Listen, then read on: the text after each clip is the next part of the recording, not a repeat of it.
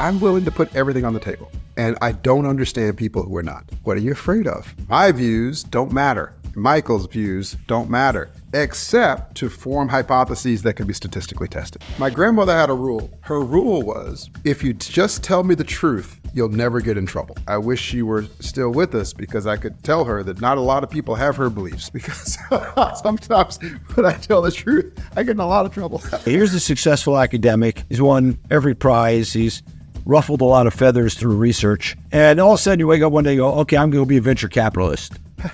It has altered my views of thinking through race relations in America, watching what has been built in Israel and what's possible.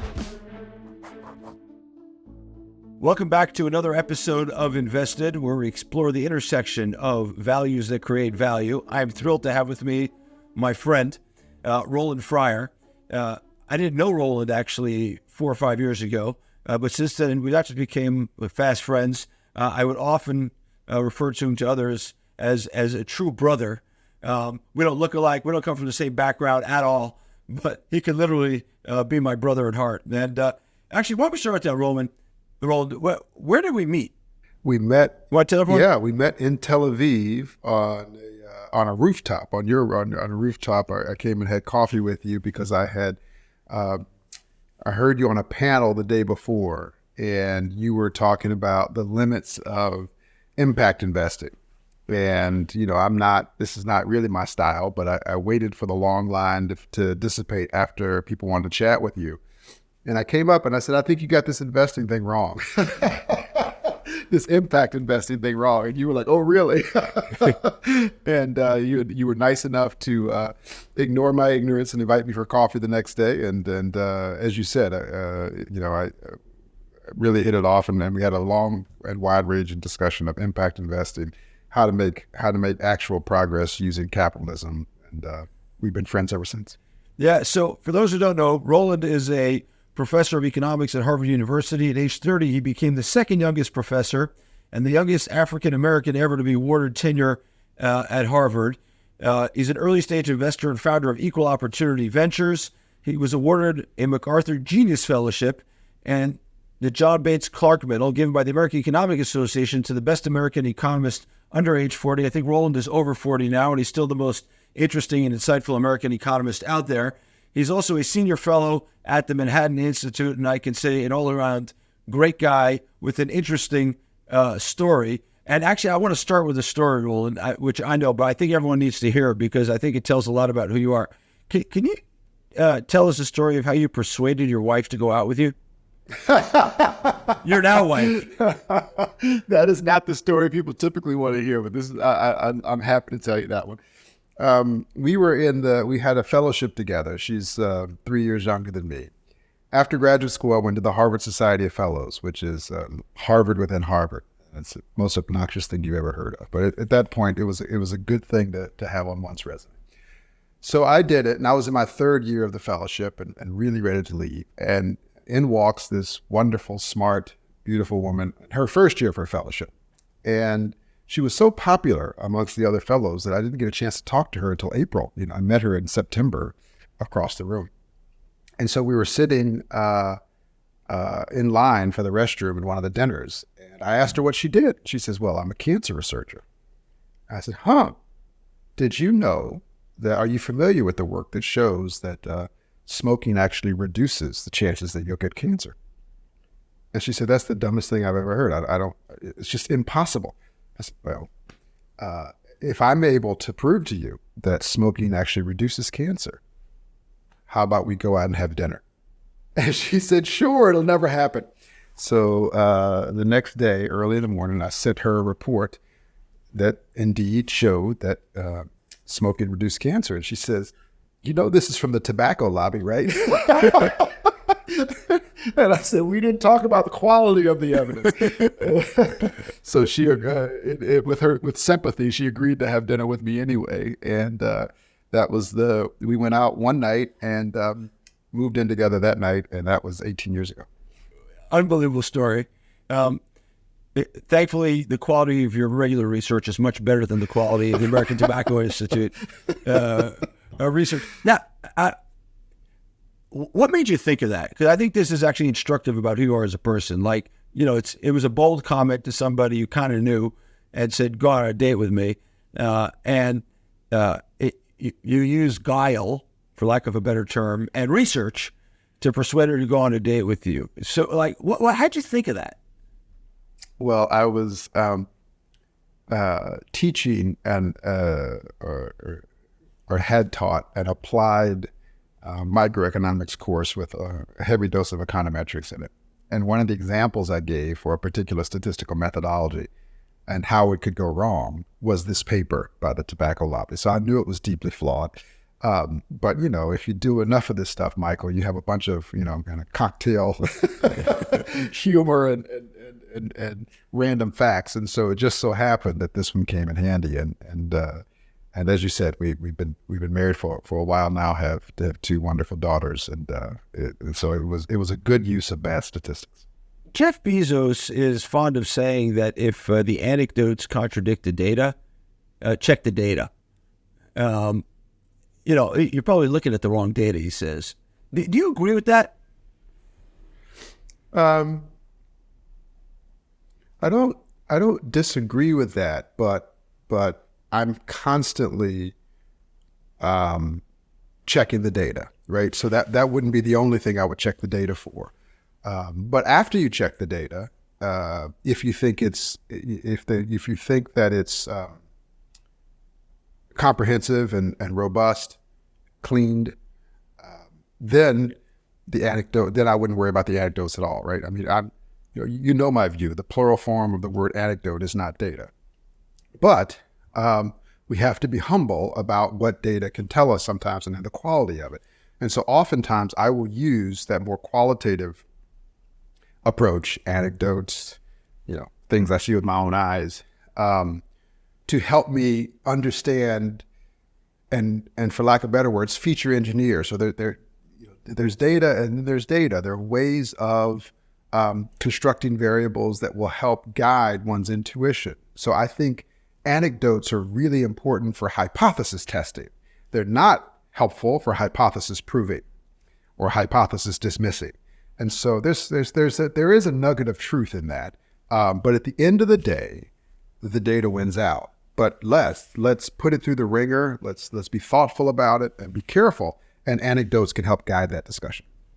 Let me tell you the reason I ask you the question. I have an observation about Roland, and it goes back to a story about you that maybe I'll let you tell, which is that sometime I think in 2016, you published a working paper, and your colleague said to you, "Don't publish it." You want to tell the story? Because sure. I want to make my observation afterwards about something I think is super unique about you.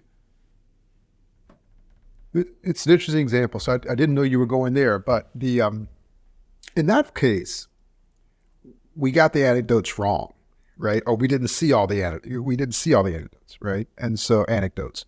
So in that, what you're referring to is in 2016, like the rest of America and maybe much of the world, we were looking on and watching American cities be engulfed by riots. We had seen videos that were deeply disturbing, deeply. You mentioned values. That cannot be a part of what we saw. Was not a part of American values. And I want to be clear. I went into this research thinking that I was going to be another instrument for those people who were out there protesting. But protesting is not my thing. In economics, we talk a lot about comparative advantage, right? And that's protesting is not my comparative advantage, but data nerddom is. And so I thought, this is going to be the easiest thing I've ever done in my career, right? Because up until that point, I had studied incentives for kids and other things that were not so popular amongst a lot of people. And I thought, here's my shot to do something that people might actually like, and it'll be the truth. That'll be great. We'll get a twofer here. And so I thought I was going to download some data on the police, show that they were really biased, inject that into a time in American history where it was important to add data analysis to the emotions. And lo and behold, that was going to be helpful and maybe even help the country heal a little bit. That's arrogant, but that's what I thought at the time. I actually started looking at the data, and we collected millions and millions of data points. Maybe specifically on what? Sure. On police use of force.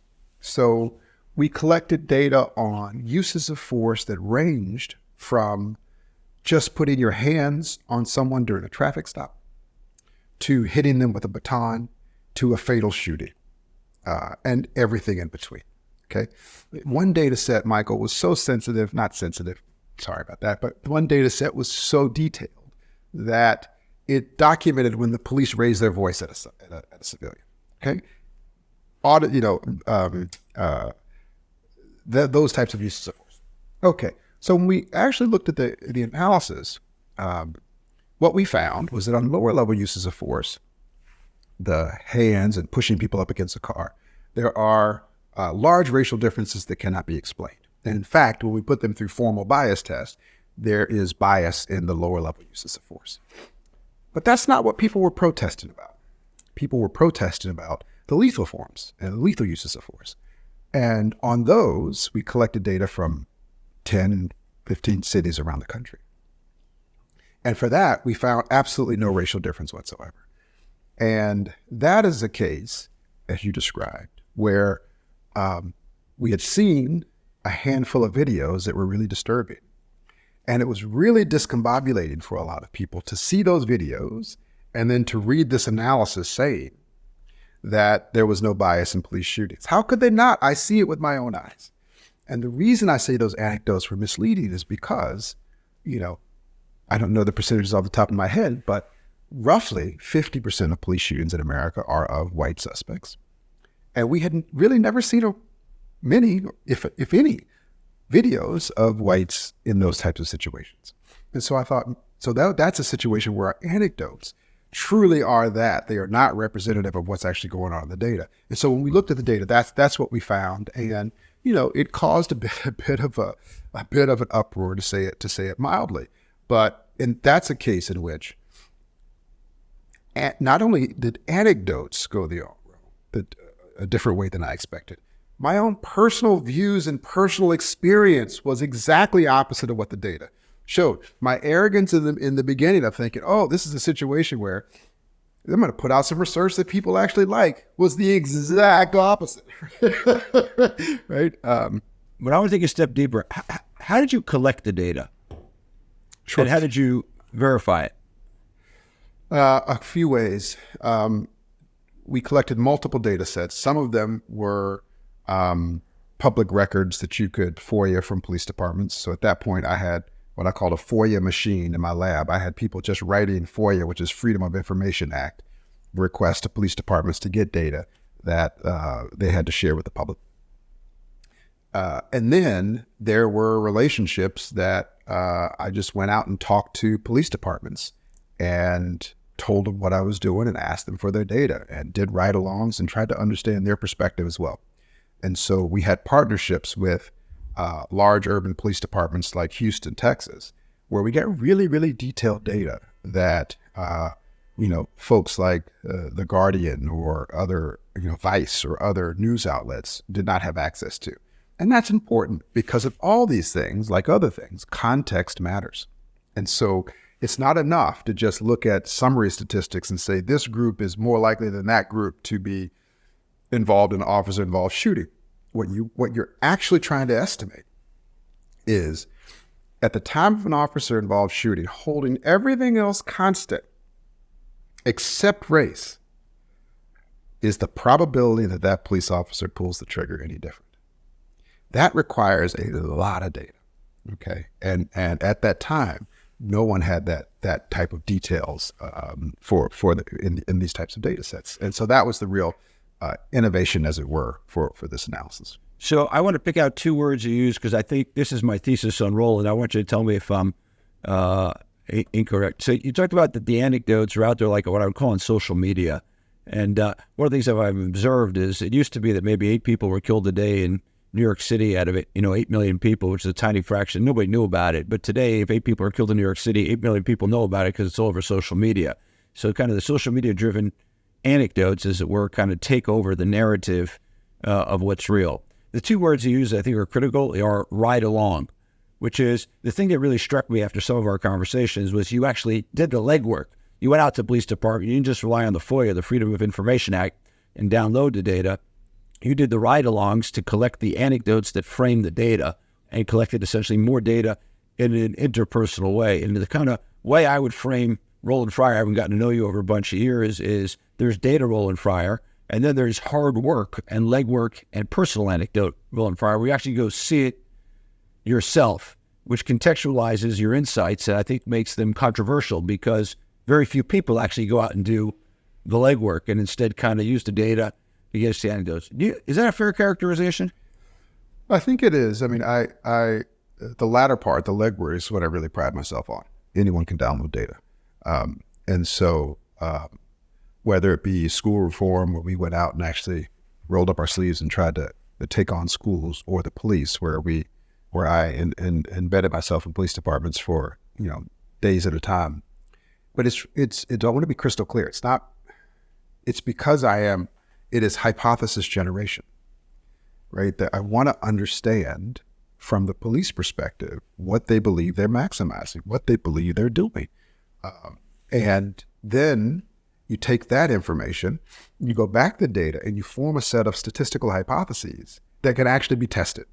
That's the key, right? And so for me, this is a unrelenting hunt for what the data have to say about a particular social issue. And my views don't matter. Michael's views don't matter, except to form hypotheses that can be statistically tested, right? And for me, and this has been, I've had this view since I was, got to the Harvard faculty at 25, 26 years old, is I'm willing to put everything on the table. And I don't understand people who are not. What are you afraid of?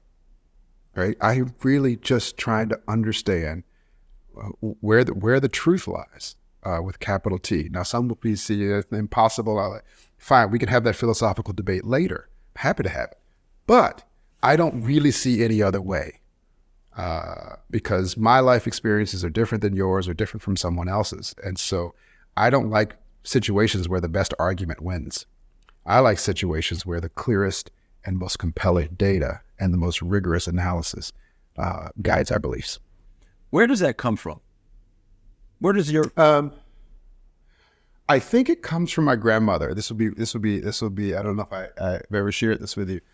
My grandmother, Southern parenting in the U.S. isn't known for its innovation.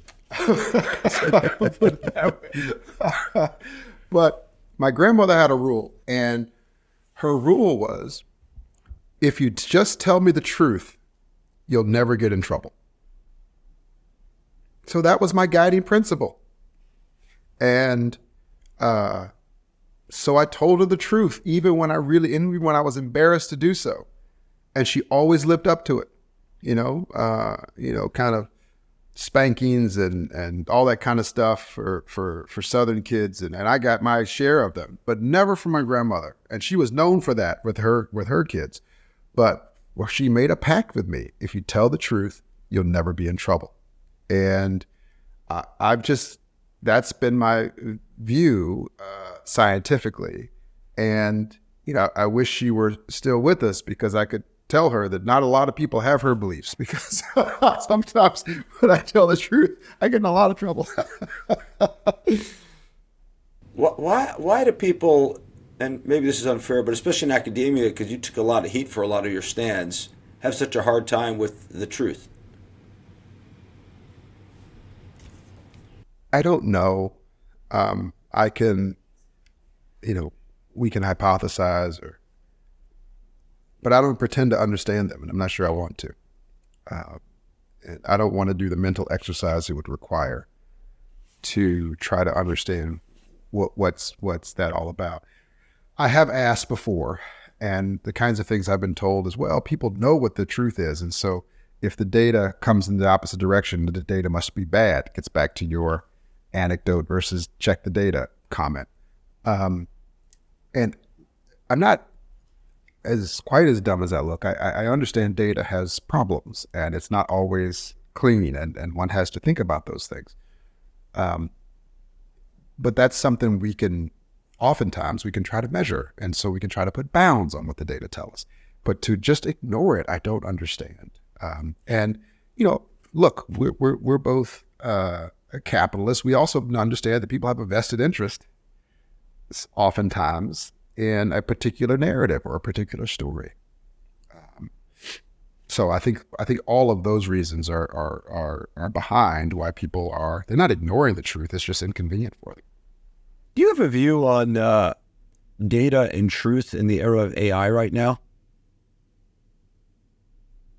Like, how do you pursue truth in the era of AI and deepfakes and well, yeah, it's both good and bad. There are, AI is going to supercharge those who want to do research in the right way, right? And oftentimes resources go to the people who do the most popular research that makes everyone feel good, who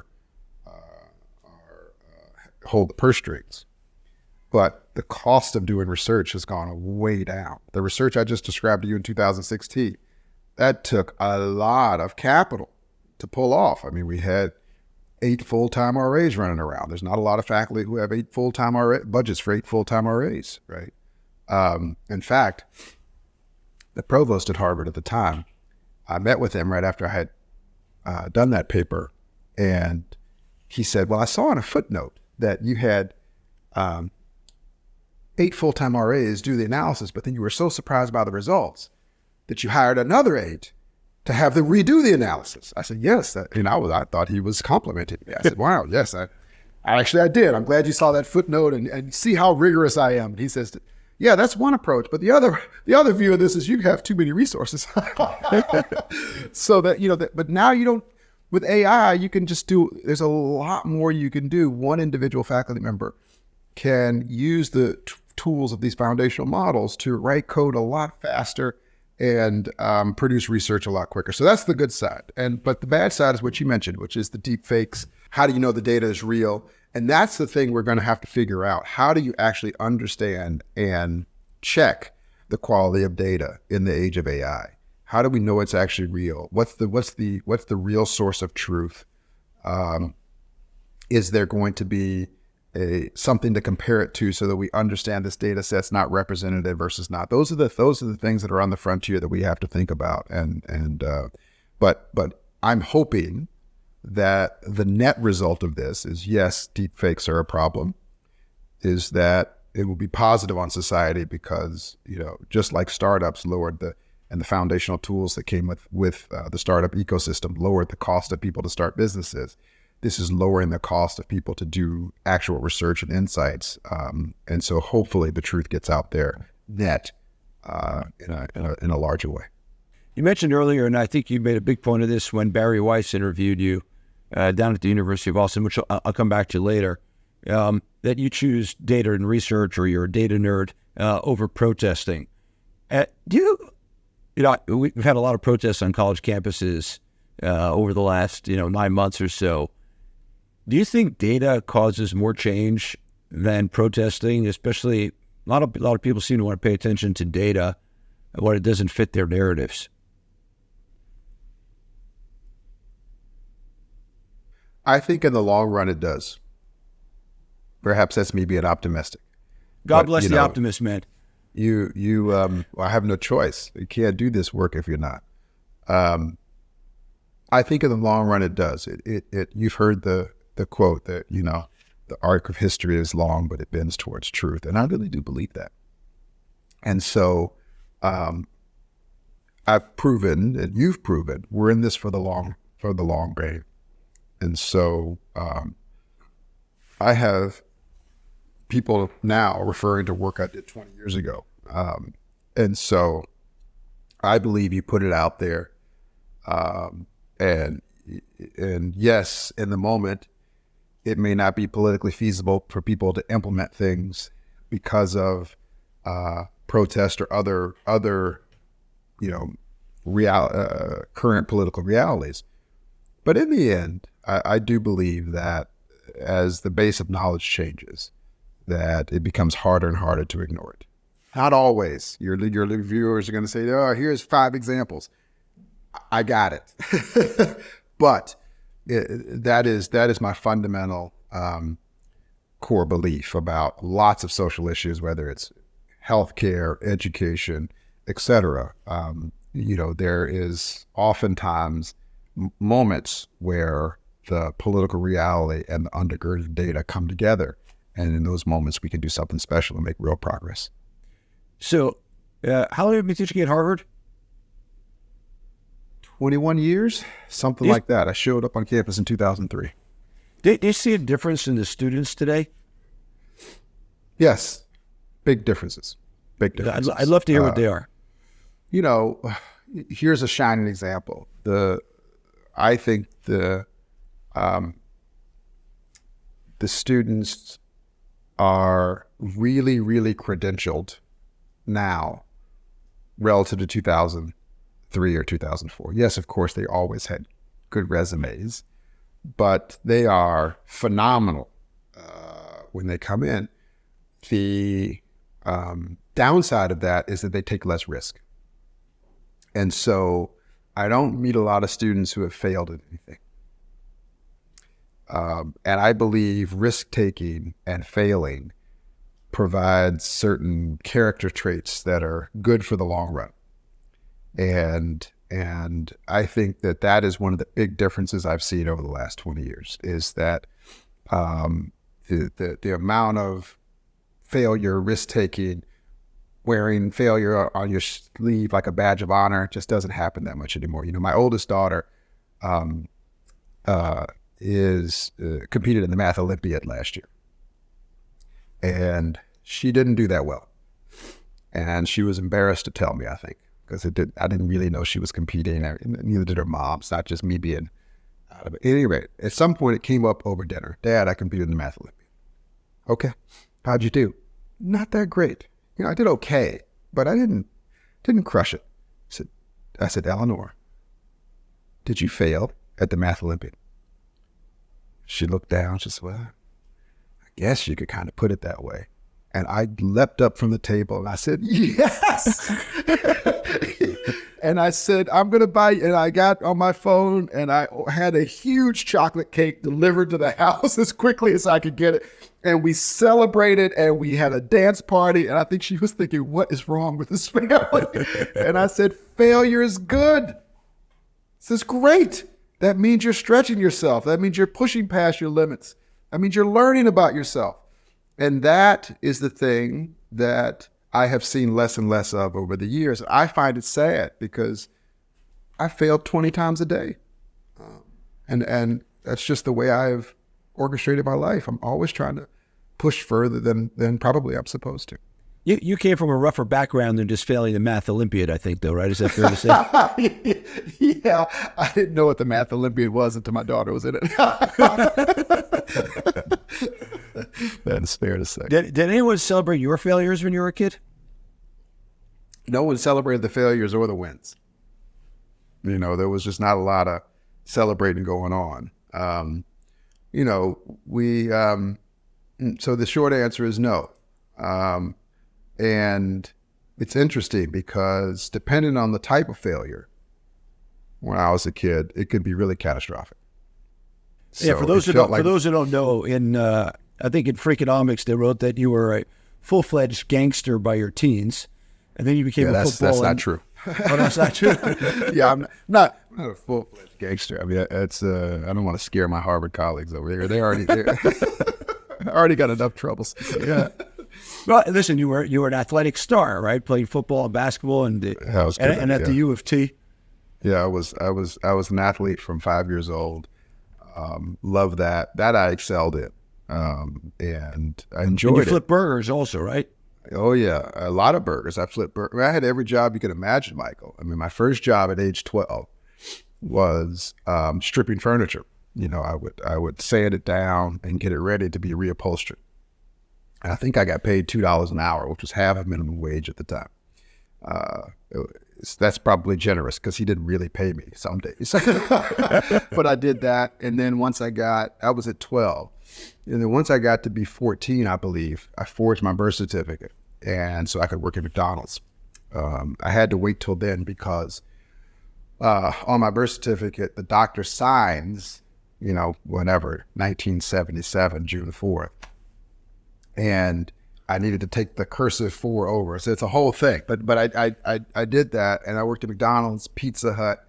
I had the worst job I ever had was waiter at a buffet. Oh, what a bad job, right? Because you make half a minimum wage because you're wait staff, but no one tips you because it's a buffet. So I worked at the Golden Corral, man. That's a bad job. I've had every odd job you can imagine. But it was because I used to joke with people that I had real customer service needs. I was not convinced that being poor was a cool idea. And I wanted more. Is Eleanor going to flip burgers? I hope so. I hope so. One of the big questions I have personally is, how do you get kids to have grit and resilience and an internal locus of control when they don't go through a lot of friction in life? And maybe that's too personal for a podcast, but it is something I think about a lot. So I find myself just randomly telling my kids no just to see what happens. Just testing. and then buy the chocolate cake for failure. and then buy chocolate cakes for failure. Exactly. But yeah, I don't. I hope they have. I think you learn a lot of things in those jobs, right? Like you. And so I agree. I sliced fish and cheese and did deliveries for years. I came home smelly.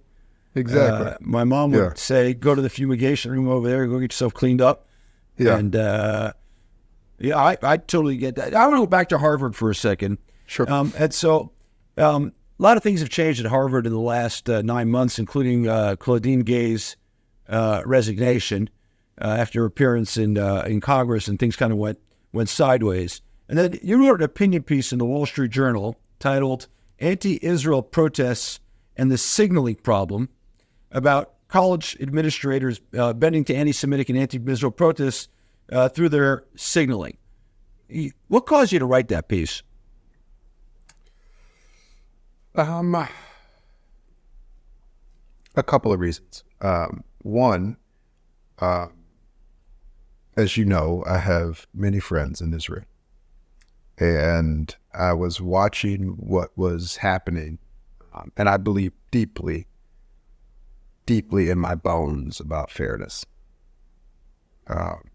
And when I was a kid, I couldn't even watch a movie where the person who was doing the right things didn't come out on top. Like it would bring me to tears as a boy. Like it's just in my bones, man. And I felt like there, rather than operating from a system of core values, here is what I believe, and I'm willing to lose whatever it takes for these core values.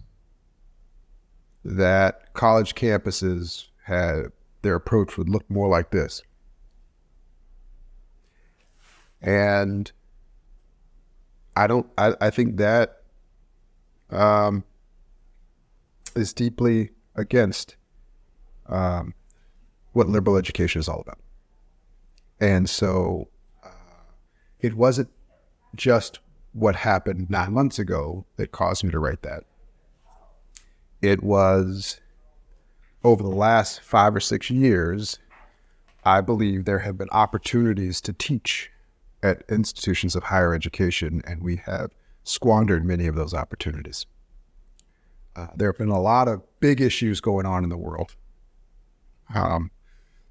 And rather than somehow sitting people down and having a communal discussion about these, whether or not they're consistent with our values, we have oftentimes, not all the time, but oftentimes, tried to figure out what the students wanted to hear or that would be popular and said those things. And I just don't believe in it. Why do you think that's happened in higher ed? I don't know. I don't, this might be real surprise to you, but I don't sit around with university administrators and hang out. I don't know what they believe they're maximizing. And so I don't know the answer to that, but it is an observation of mine that, if you take, for example, what happened here, as I understand it, with Ron Sullivan on our campus. I think that's a prime example where, Ron is a defense attorney. He's a professor in law school. Ron had defended double murderers because Ron believes, and many of us believe, that everyone has the right to a defense. And then at a particular, and then he became part of the defense team for Weinstein. And I'm not saying anything about what, let's be very clear here. I shouldn't even have to say that, but I'm saying it anyway. It drives me nuts that I even have to say it. But he was on that defense team. And he was subject to some level of sanctions here at Harvard for that.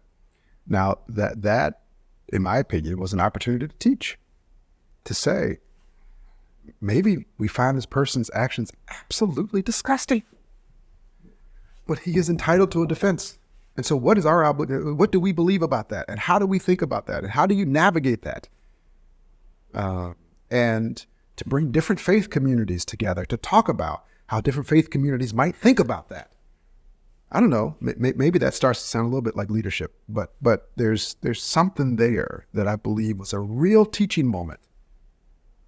Rather than say, I'm on the good team, they're on the bad team, let's polarize. There was a real moment, and there's been other moments like that, and the one after October 7th was another moment like that, where I just believe it was an opportunity for universities, and I'm not picking on Harvard or Yale or anybody else, I'm just saying universities generally, I don't know many who got this right, to really step up and to teach. I believe, and this is just my beliefs, I believe students are here for more than just math and physics. I believe there is, and I don't believe they're here for political indoctrination. I believe they're here to learn how to think about complicated issues. And some of that is math and physics, and some of that is all sorts of other types of social issues. And I think we're really good at teaching math and physics. But I think on these things that are things like, is there bias in policing in America? Somehow our rigor that we put into the math and physics all goes away, and we figure out what's comfortable to say. And I think that is a real lost opportunity. So to ask you a bit of a controversial question, is there a role for these institutions of higher education going forward? Of course. That's valuable? But why? Of course. Why? If we can't educate kids in the hard issues of our time and see all sides of it. By the way, I should point out, just a side point on Sullivan, the Talmud says that if somebody is brought in a capital case before the court and the court unanimously decides that he is guilty, he's innocent and he must be released, because if nobody can provide a defense for the person, it's obviously that this is like a cabal, or no one's thought this through properly. That's and so he must be released because nobody's defended him on the court. So unanimous opinions in capital cases under Jewish law, and if he's unanimously convicted, he's actually released, which is similar to what you're talking about. So why is there a role for higher education? Why should these institutions even exist at this point if you can't do the kind of teaching moments you're talking about? Because I think they create, I still believe they create value for many. And I believe there are really phenomenal professors on these campuses. And I believe there are really hungry students on these campuses.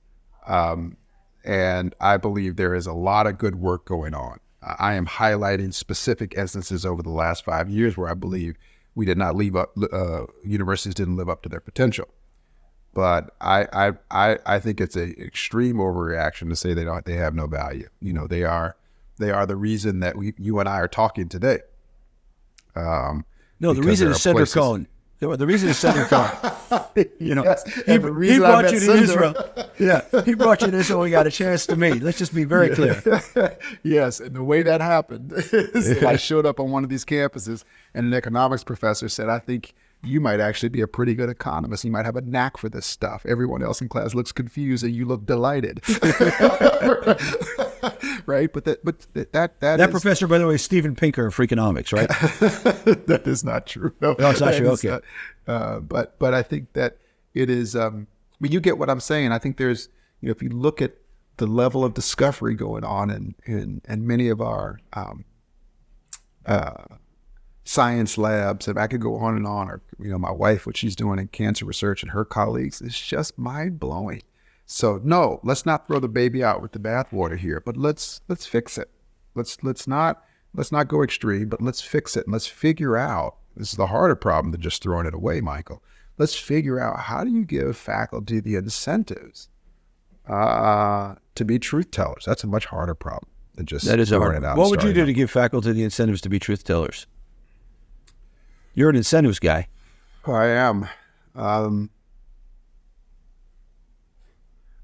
thought a lot about this, but I don't have any great answers, because the problem is you need a set of universities to do it. Not one individual university can really solve the problem. Game theory problem. Because, yeah, exactly. Because even if Harvard says that, or Yale, and I just don't quite get tenure here on my merit, not because I said something controversial, and the other set of universities haven't adopted that principle, then I'm going to fall. So then it's still a really risky bet. And if it's a risky bet, I don't take the bet in the first place. And so I think we need a collective culture change of focusing on the quality of the research, where quality is not defined by whether I like the answer.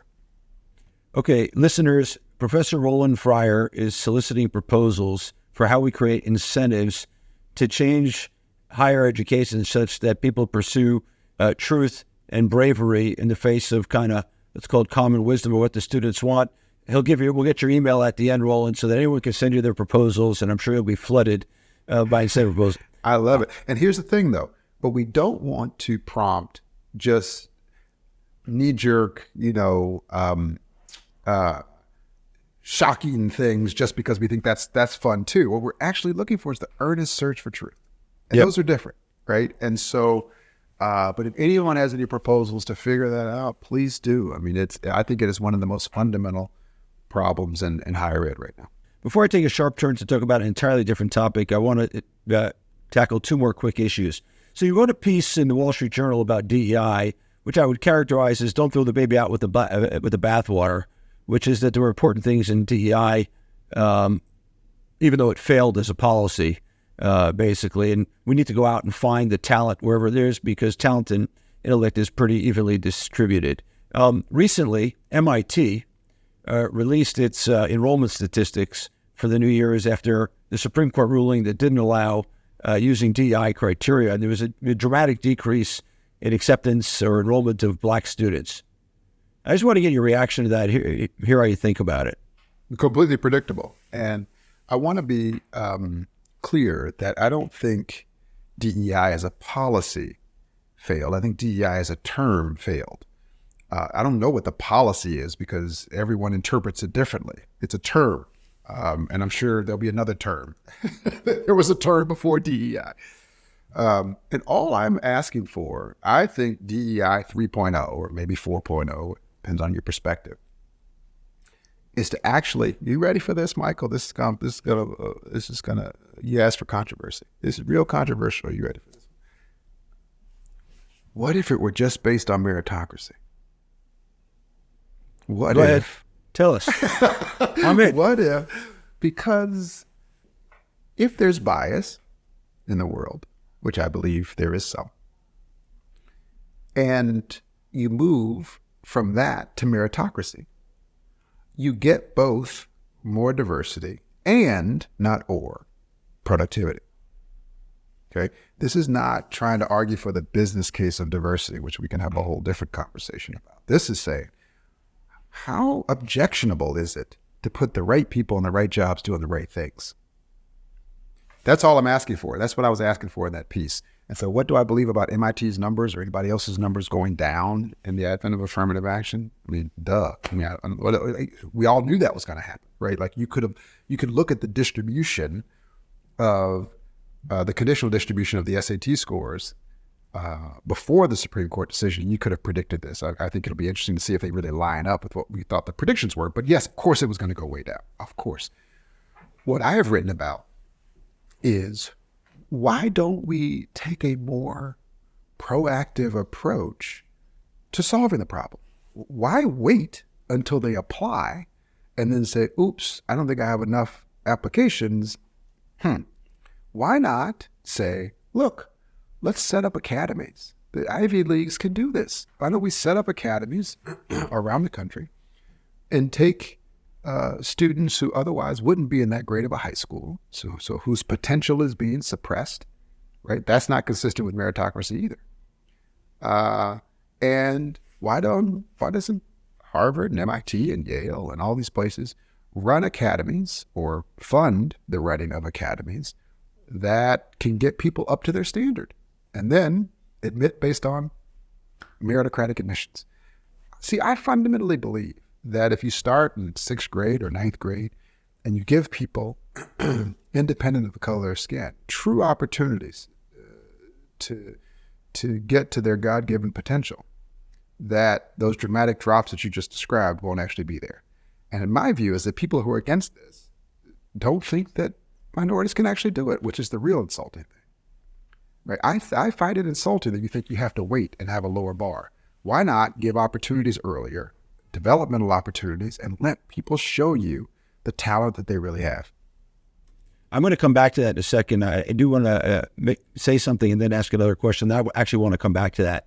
The thing I want to tell you is that the 8200 unit in the Israeli military, which is kind of the cyber unit and the technology unit of the Israeli military, which is, think of it as the Harvard or MIT for getting into the high-tech system here, set up a program called Magshimin, which means self-actualization, which goes into high schools around the country in the social periphery of the country, disadvantaged neighborhoods, and sets up programs for thousands of young people with a lot of potential and not a lot of access to then track them to the 8200 unit. It's been incredibly successful. I have a program like that myself called the Startupists here in Israel. And I think for whatever reason, because it's the military, they're able to do it in a more effective way than perhaps higher education is in the United States. And here also, I should say, maybe because of that, the main universities here have programs all over the country called Children Love Science.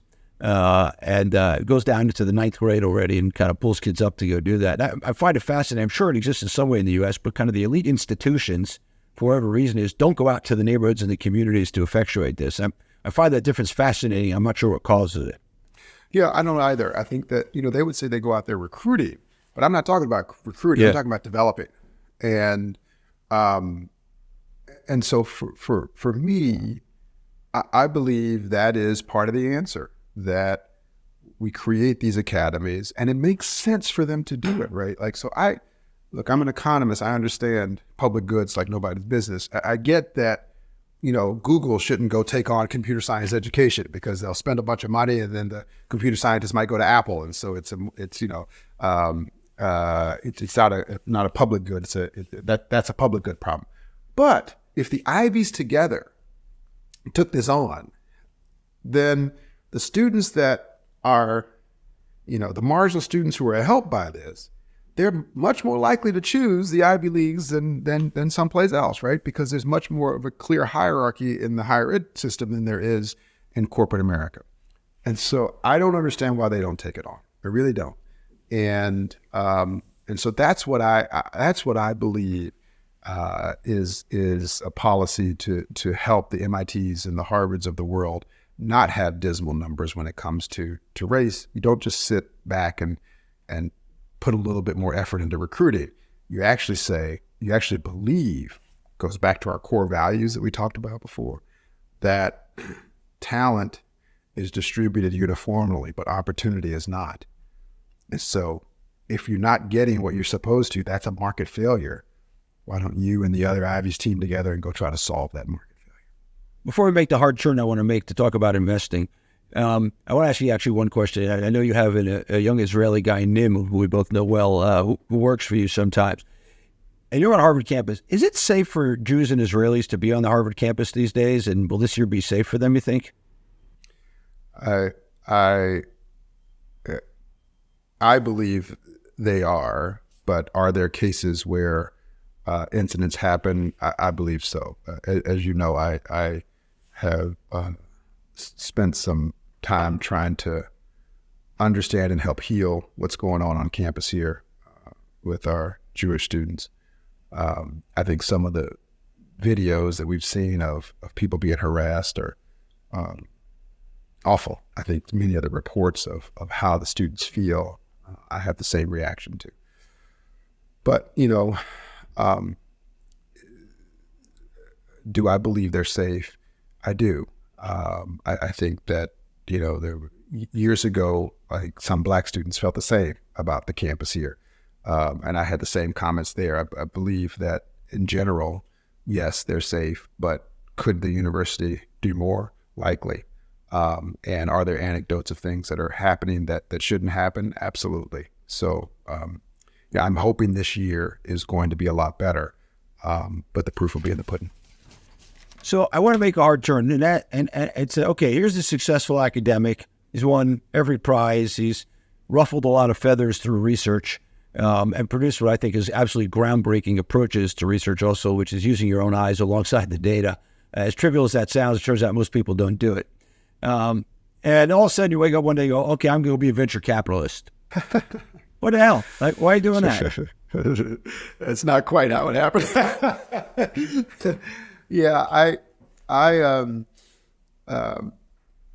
I used to have coffee with a guy named Bill Hellman for 29 minutes at Crema Cafe here in Harvard Square, and Bill was and is fascinating to me, and so he was helping fund some of my research, and me being the arrogant academic, I rarely ever asked him what he did. I had no idea and he doesn't talk about himself, which is just not true for typical venture capitalists. So I didn't really know what this guy did, right? And I didn't understand finance that well. So I just, but we'd have coffee all the time, and so the typical coffee would be, 15 or 20 minutes of me saying, "Here's what I'm seeing in the world. Students are doing this, schools are doing that, police departments are doing this," and it would be 9 minutes of Bill saying, "I met this guy who says that he can rent out people's sofas after the London Olympics. And what do you think about renting out people's sofas?" And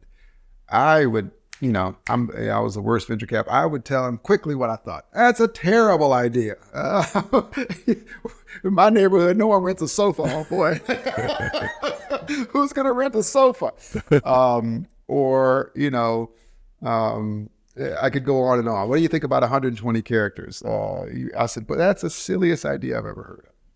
And so we had this incredible friendship. But then over time, he started to tell me about companies that both solve things, diseases like cystic fibrosis, and had, multi-billion-dollar market caps.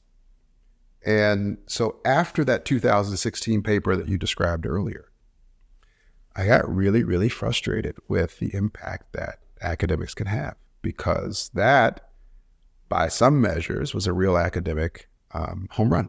That it had broken some download records, and it had a big profile in the New York Times. And President Obama at the time, after the paper was released 7 days later, I got a confidential email saying, "He needs you at the White House."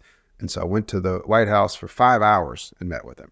And you know what? We got nothing done. Nothing.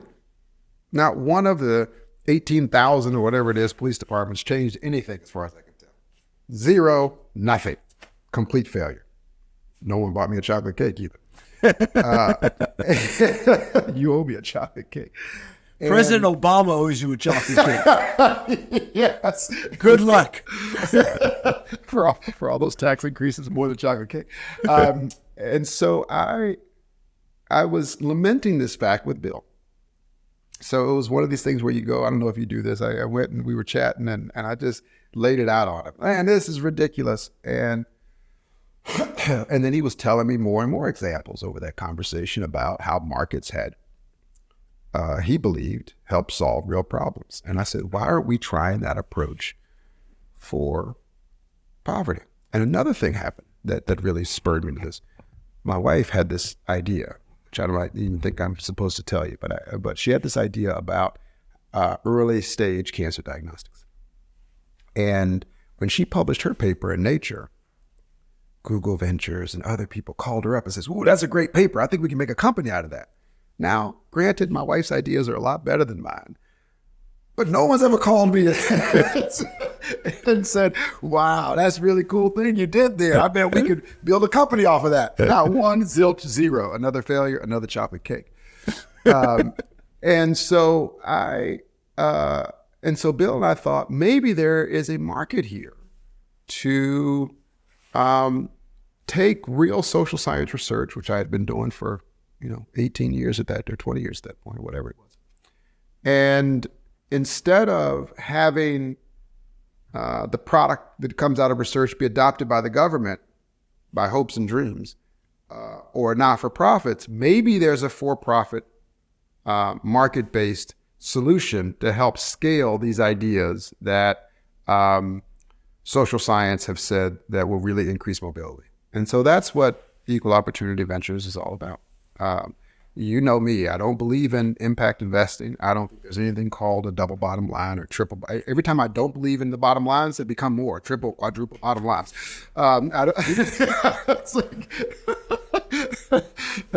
So after this conversation, they might be a quintuple.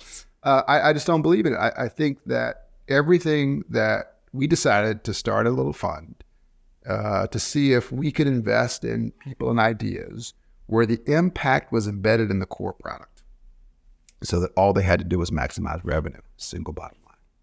I think when we and first that's what met, we've been doing. I think when we first met, you heard me say together with Jeff Swartz, market caps close social gaps. And, I love that. Yes. Yeah. I've been telling people that's my phrase since then. Yeah, good. Listen, in venture capital, there's no plagiarism. That's only in the highest levels of Harvard. Hey, I want to actually talk about two of your companies because I think they're super fascinating. One goes back to what we talked about before about DEI. So you've been talking about using AI to actually enable meritocracy in HR. Can you talk about that for a second? Because I think this is actually it's not an earth-shattering idea, but it's a mind-blowing implementation. So, yeah. So after the summer of 2020 with George Floyd, I got really, there's something about the corporate statements that came out that they lacked authenticity in such a deep way. We care about that group. We care about this group. I mean, Expensify even told me who to vote for at some point. And I just thought, this is bananas. And I called up probably the best student I've ever had here at Harvard. And I said to her, why aren't they using the theorems I taught you in your graduate course? You could solve these issues. There's a way to analyze talent and to build the algorithms to ensure that the people you hire and promote are most likely to be the most qualified. And maybe that's a true DEI strategy, that it's all about meritocracy. And she laughed at me and she says, no one reads econ journals, right? And I said, really? It was news to me. And not even Google. Said, well, not even Google, exactly. And so I said, well, why don't we substantiate those insights into actual software? And so that's what we've done. And we've had a phenomenal time doing it. And so we work with large enterprises, police departments, restaurants and franchises to supercharge meritocracy in their hiring. And so one of the things that we can do is we can go in and run a series of proprietary tests based on my research and the research of others that can tell them all the ways in which they are not on their talent frontier, meaning they don't always put the right person in the right job. And some of that will have to do with race and gender, and some of that will have to do with, the allure of British accents. You just don't know. And so we can do that, and then we can say, hey, here is a hot spot over here where I really do believe putting AI or ML as part of a hiring check can really be helpful. So let me give you a concrete example. Food and bev companies struggle a lot with attrition. Okay, so I talked to someone at a large coffee chain last week who said, we've got 50% year-over-year attrition in our stores. And if we could get that to 35%, that's a game changer for our business. Okay. And so one of the things I've noticed is that there is a big disconnect between what corporate wants to do in terms of hiring and what the store managers actually do. Right. And so to have fun, I applied to one of these places, and didn't even get an interview. Couldn't get an interview. I've applied to multiple fast food places. Can't get one. I'm serious. I can't get an interview. And the reason is that I've interviewed a bunch of store managers, and the store managers, if you come into the store in person at the right time, and you can work on Thursdays and they need someone on Thursdays, you're in luck. Or they'll take referrals from their current employees. But doing what we do in corporate, which is having people apply, having that go to an applicant tracking system, having a systematic way to then narrow that down to a slate and do structured interviews and then make choices, doesn't always happen at the store level. And so we built technology to do that first pass for them. That, we're chatting with a big restaurant chain who literally only interviews 3% of the people. So we can use AI to interview the other 97%. And not to make any decisions, but to then surface people that we believe are highly qualified. So here's a really simple idea. Why don't you double down using data on the people on the characteristics and traits of employees who have actually worked out in the past, and sell short on the characteristics and traits that have not. And so what we can do and what we do with our clients is say, look, whenever someone applies, they go through our algorithms. We can give you an expected tenure and an expected performance based on historical data. Right? It's on their historical data. Yeah, absolutely. Right. And that is all, those models are all built specifically for the actual enterprise, because different characteristics and traits will work at Starbucks versus Pizza Hut versus McDonald's. Okay, because of their different corporate cultures. And so we're building all of that. And that, in my opinion, is a way to get DEI through meritocracy, because in our algorithms, race and gender, they don't come in. Okay. And so this is really about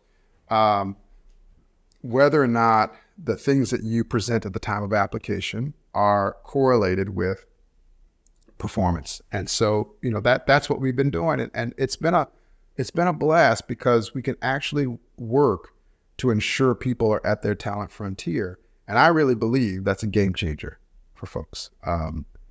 One question I have for you on that is, one of the things that I've noticed about myself is when I meet people first on Zoom, or met them first on Zoom in the pandemic, we had a relationship kind of, and then I met them in real life, and they were much taller or much shorter or much, it felt like I was meeting the person, a different person for the first time. By the way, it just happened to me a week ago here. So when I met during the pandemic, I ran into, he says, "You don't recognize me?" And I go, "I have no idea who you are." and he told me his name, and I'm looking at him, and it's like, no, it can't be. By the way, I talked to this guy 5-7 times on Zoom, not like once. Wow. And so I wonder if you select people using the data, then they turn up and shop for in-person interview, where it could almost be shocking to somebody. Hey, this is the guy, this is the woman. It doesn't compute. Could be, but it will help you shortlist them, right? That's why I say that the computers aren't choosing. But I believe in the data-driven method more than I believe that we should take the random person who comes by on Thursday who can work on Friday. And so, is it perfect? Of course not. But it is the best predictive thing that we have about who's actually going to be effective. And so, look, all those people that don't actually wouldn't actually get an interview in the first place, get an opportunity. And so this is a way to increase opportunity, increase meritocracy. And by doing that, I believe, whether it's hospitality or food and bev or traditional enterprises, will fundamentally change their bottom line. Because I don't care what business you're in the people business, right? That's one thing I've learned in early stage venture. Ideas are one thing. Ideas are king as an academic because you don't ever have to scale them, right? But in the venture business, ideas are important. Don't get me wrong, but they are people businesses. All of them are people businesses. And you know this better than anyone I've ever met. One of the key characteristics you're looking for, we've talked about this over dinner, is can this person build a real team around this idea? Because if it's them and their idea alone, and I don't think they can attract true talent, it's not going to scale. And so then they can go to Harvard. Yeah. All these businesses are people businesses, and we're trying to help folks get the right people for them, right? Not hiring needs HR analytics and hiring is stuck in the 1980s, if I'm being generous. It needs a fundamental re-envisioning, and that's what we're trying to do. I also want to ask you about Forage, because you started Equal Opportunity Ventures. I think not only, but one of your kind of life pursuits is ending poverty. And certainly in 2024, the digital divide is a big part of that. And I think there's a kind of a super unique insight in Forage that I want everyone to hear. Yeah, we are, I think what they're doing at Forage is phenomenal. So our big deal is increasing social mobility. And at some point, maybe we could talk about how we actually measure that, because I'm dead serious about it. And so you're going to tell us right now when you tell us about Forage. That's exactly where I'm headed. So Forage is a way to use, it's a third-party processing platform that allows people to use, we call them food stamps, but government assistance for food at online grocers. And they even have point of sale now through other partnerships. But this is really, really important. When I was a kid, we were on food stamps, and it was, frankly, embarrassing to use it. I know you probably don't remember, or maybe you know them. The food stamps back then were literally like Monopoly money, right? They're like huge bills, right? They didn't look like dollars, and so you'd show up to the grocery store and you'd buy things, and you'd give them your big, huge, dollar bills from the government. And then they would always come over the loudspeaker and say, food stamps on aisle 4, and everyone looks and gets very different now. So the CEO of Forage used to be head of payments at Instacart. And he, during the pandemic, they turned on the ability, and he had some debates internally apparently about whether or not there was a real market in grocery delivery for people who were on government assistance. And he was adamant that yes, there was. And that turned out to be really, really successful for them. And he then left to go do that for everybody. And there are, 200,000 online grocers, and there's, a 75-page application, and only 6 people at the USDA to approve those applications. Okay. And so this allows people to have this third-party processing and enables them to take food stamps as a form of payment. And it's really, really, I'm so proud of them. I mean, they have big deals with big grocers, and the idea is now there should be no food deserts, because Uber Eats and DoorDash and all these people, deliver most everywhere in the U.S. And certainly the urban centers, and any place that's urban. So he has built software that allows people to go anywhere, to all these online grocers that sell groceries or what have you, and to use their government benefits in a way that has dignity and is effective and allows them to get high quality food and what they need from anywhere. It's also obviously pushes down on prices, because you're not beholden to just the local grocery store. Now there's a big market for you to be able to find your groceries. And it gives you digital connectivity, which I think is just, ensures it, which is critical. I want you to take a minute and just tell us about the measuring of this social mobility here. I think it's critical for people to hear. And then I'm going to ask you one last question. Sure. Yeah, we created this thing called the social money multiplier. And so everybody's familiar with the classic money multiplier. You give me $1 as an LP, and I give you back $5. I hope. Hey, Roland's LPs, please listen in here. He just said he's giving me back $5 before the social money multiplier. And I'm sure Michael's giving his 10. Okay, so let's put us both on the spot. The social money multiplier is for every dollar invested, how much in expected income do we give back to society?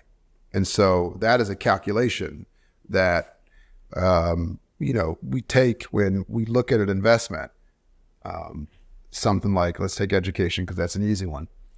You invest in education, and I know that for every standard deviation increase in test scores, that results in roughly 12 to 14% increase in income. So all I need to do is have them, if I understand this product and understand the impact it's actually having on test scores, then I can relate that to income. Now, this measure we do for everything we invest in pre-investment. I want to understand what data we need on our side, not beholden to the entrepreneur. There's no such thing as a double bottom line. I need them focused. But what data we need to ensure that we can actually estimate this, right? And so I am trying for 5 times money on the social side as well. And so that's going to error me on things like finding people jobs, companies like that, because there's a very direct relationship between finding you jobs and getting you income. It's going to bias me against vegan restaurants as a way to increase social mobility. I like vegetables too, but it's But you buy your kids chocolate cake. But okay. Yeah, that's a vegetable, isn't it? according to my children, it is. And so, but seriously, because there's so many steps between a particular vegan meal and income, right? People can say, okay, healthy, you stay at work, but there's a lot of steps, and so each one of those steps gets diluted. And so that's how we calculate it. And so something like Forage, we look at what happens when the power of $1 for food actually increases and how that affects your economic mobility. And so that's what we did before that investment. We looked, it turns out that the government formulas are very close, whether you live in New York City or Tulsa, okay? And whereas the cost of a tomato in New York City versus Tulsa are very different. And so you can use that real value of the government assistance, the differences between the two, and relate that to mobility. And that's what we did. And we saw that there was a real steep increase. The higher the value of the food stamp, the higher the chance of social mobility. So we do those things for every investment. And there have been investments that we thought would be really, really interesting, but we just couldn't get our heads around how it was going to actually impact social mobility, right? I remember one of our really young associates came in and said, "Oh, I got this scooter company that's amazing." I said, "Well, scooters?" And he was like, "Isn't that literally mobility?" I was like, "That's the wrong kind of mobility." So we are very, very serious about this. And this is, I prefer this relative, when, of course, terms like wealth creation are really, really important, but that doesn't scale in the same way, right? And so a lot of people are out there looking at, okay, well, how many of this group or that group do the companies I invest in hire? Or what percent of executives do they have of the people of a certain group if I invest in them? I don't like those measures, right? And I also we don't pay attention to the race or gender of the founder. Yes, I think something like 70% of our founders are people of color or what have you, but that's because they're solving problems that are familiar to those neighborhoods, and we believe founder market fit is really important. So it just so happens that that's true, but we're not solely focused on that, right? Like if you're putting a cat on the internet, it's a cat on the internet. I don't care what group you're from. That's still a cat on the internet, right? We're interested in people who are solving big social problems using technology in ways that can scale fast. Perfect segue to my second to last question, which is, okay, so we talked about HR. We talked about access to food and keeping inflation down for those people and connecting them. And our mutual friend Abby, who you're invested in, who's taken on housing, which is, I think, another investment of yours. So 3 amazing areas. But what is the single biggest problem you want to solve through this market mechanism? You must have an aspiration for the biggest problem you want to solve. And I stumped Roland Fryer. Wow. It's the single part, right? Like I can give you 2 or 3, but I think that if I had to choose one, it'd be jobs. Workforce which you did development. already. Yeah, You got to make it work. All We're right. doing that. What other plays would you make in jobs? Or is there a new area you haven't invested in? I think there are many areas that are around alternative training to get people into really good paying jobs. And I'm not talking about, we've seen things where people come in and say, well, in 5 hours you can become a pilot. No, you can't. I believe there's real training. And so, our investment in Stepful, for example, is an example of that. Amazing company. Right? Getting people from Starbucks and making them medical assistants or phlebotomists, right? That's a phenomenal company, but that's just in one narrow area. There's got to be a lot of those.